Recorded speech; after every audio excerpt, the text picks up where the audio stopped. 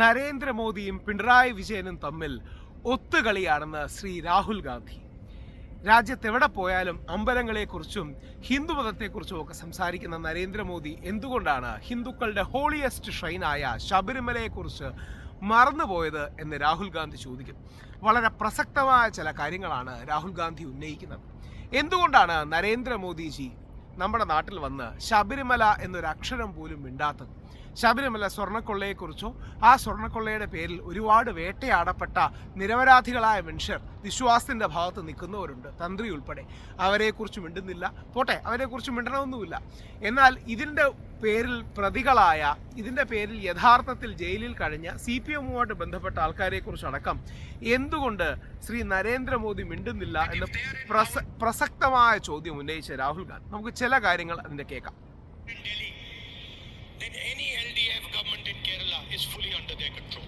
I have 36 cases on me. എനിക്കെതിരെ 36 കേസുണ്ട്. 55 മണിക്കൂർ എന്നെ നോക്കി. പിണറായി വിജയൻ സഖാവിനെ അങ്ങനെ ആക്രമിക്കാറേയില്ല. അതൊരു ഒത്തുകളിയാണ്. There are cases ongoing, but there is no pressure on them from the BJP. There is no interrogation. അവർക്കെതിരെ ചോദ്യം ചെയ്യലില്ല, കാര്യങ്ങളൊന്നുമില്ല. പ്രൈം മിനിസ്റ്റർ വന്നല്ലോ, ശബരിമലയെ കുറിച്ചൊരു വാക്ക് മിണ്ടിയില്ല. കാര്യം ശബരിമലയെ കുറിച്ച് പറയുകയാണെങ്കിൽ LDF-ന് ഡാമേജ് ഉണ്ടാക്കണ്ട. ഏറ്റവും പവിത്രമായ ക്ഷേത്രത്തിനെതിരെ നടന്ന മോഷണത്തെ കുറിച്ചൊന്നും പറയുന്നില്ല.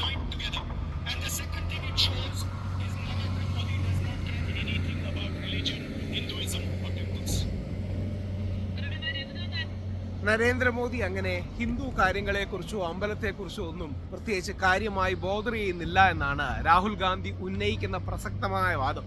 അതിന് മോദിജിയുടെ മറുപടി കേൾക്കാൻ തീർച്ചയായിട്ടും എനിക്ക് ആഗ്രഹമുണ്ട്. പക്ഷേ രണ്ട് കാര്യങ്ങൾ പറയാതെ വയ്യ. മോദിജി കേരളത്തിൽ വന്ന് ശബരിമലയെക്കുറിച്ച് മറന്നു. ശബരിമലയെക്കുറിച്ചൊരു വാക്ക് പോലും വേണ്ടിയില്ല. ശബരിമല സ്വർണ്ണക്കൊള്ള കേസിൽ CPM-ഉമായി ബന്ധപ്പെട്ട് കഴിയുന്നവരെക്കുറിച്ചോ CPM-ന്റെ ഉത്തരവാദിത്വത്തെക്കുറിച്ചോ മിണ്ടിയില്ല. ശബരിമല കേസിൽ നിരപരാധികളായി അറസ്റ്റ് ചെയ്യപ്പെട്ട തന്ത്രിയെക്കുറിച്ച് മിണ്ടണമെന്ന് ഞാൻ പറയുന്നില്ല. പക്ഷേ യഥാർത്ഥത്തിൽ മോദിജി CPM-നെ വാക്കുകൾ കൊണ്ടുപോലും വേദനിപ്പിച്ചില്ല. ശബരിമല ഒരു വിഷയമായിട്ട് പോലും ഉന്നയിച്ചില്ല. അതോടൊപ്പം ശ്രീ പിണറായി വിജയൻ അടക്കമുള്ളവരെ ആക്രമിക്കുന്നൊരു നിലപാടോ അവരെ ദുർബലപ്പെടുത്തണമെന്ന നിലപാടോ നരേന്ദ്രമോദിജിക്കില്ല. യഥാർത്ഥത്തിൽ CJP എന്ന communist Janata party CPM + BJP എന്ന ഡീലാണ് ഇത് കാണിക്കുന്നത് എന്ന വാദഗതിയാണ് രാഹുൽ ഗാന്ധി ഉയർത്തുന്നത്. വളരെ പ്രസക്തമായ വാദഗതിയാണ്.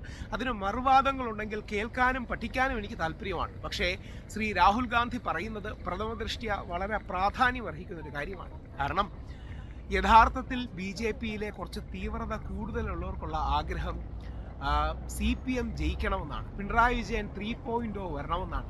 കാരണം സാമുദായികമായി BJP കഴിഞ്ഞ 10 വർഷമായിട്ട് ആർജിച്ച നായർ നസ്രാണി വോട്ടുകൾ അല്ലെങ്കിൽ നായർ ക്രിസ്ത്യൻ വോട്ടുകൾ കോൺഗ്രസ് ജയിച്ചാൽ കോൺഗ്രസിലേക്ക് തിരിച്ചു പോകും.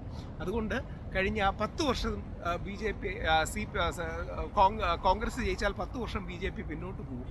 ആ പിന്നോട്ട് പോക്ക് മാറ്റാനും കൂടുതൽ അപ്പോൾ ഫിൻലാൻഡിലാണ്, യാത്രയുടെ ഇടയിലാണ്. പക്ഷേ അത് കണ്ടപ്പോൾ എനിക്ക് വളരെ താല്പര്യം തോന്നി. ഇതിവിടുത്തെ വൈറ്റ് കത്തീഡ്രലാണ്. അപ്പോൾ രാഹുൽ ഗാന്ധി യഥാർത്ഥത്തിൽ സൂചിപ്പിക്കുന്ന കാര്യം, യഥാർത്ഥത്തിൽ ആ CJP ഡീലിൽ പ്രധാനമന്ത്രി ശ്രീ നരേന്ദ്രമോദി ശ്രീ പിണറായി വിജയൻ വരണമെന്ന് ആഗ്രഹിക്കുകയാണെന്ന് ഉള്ള ഒരു വസ്തുതയാണ്. അത് കാണാതിരിക്കാൻ കഴിയില്ല. അങ്ങനെയാണ് ഈ CJP ഡീൽ എന്ന് പറയുന്ന ആരോപണം ഉണ്ടാകുന്നത്. CPM + BJP ആണ് CJP. പ്രധാനമന്ത്രി നരേന്ദ്രമോദി ശ്രീ പിണറായി വിജയൻ 3.0 വേണ്ടി ശ്രമിക്കുകയാണ്. കാര്യം അങ്ങനെയാണെങ്കിൽ കേരള സർക്കാരിനെ കൺട്രോൾ ചെയ്യാൻ ഒരു ബുദ്ധിമുട്ടും ഉണ്ടാകില്ല. കോൺഗ്രസ് ആണെങ്കിൽ പ്രതിപക്ഷമായതുകൊണ്ട് ചെറുത്തുനിൽപ്പിൻ്റെ സ്വരങ്ങൾ ഉയരും. യഥാർത്ഥത്തിൽ അവർക്ക് ആഗ്രഹം ഇങ്ങനെയാണ് എന്നാണ് രാഹുൽ ഗാന്ധി സൂചിപ്പിക്കുന്നത്.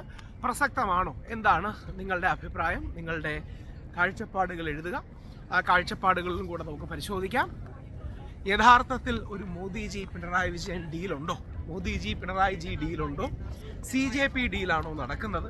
അതുകൊണ്ടാണോ മോദിജി ശബരിമലയെ മറന്നത് എന്നുള്ളതാണ് ചോദ്യം.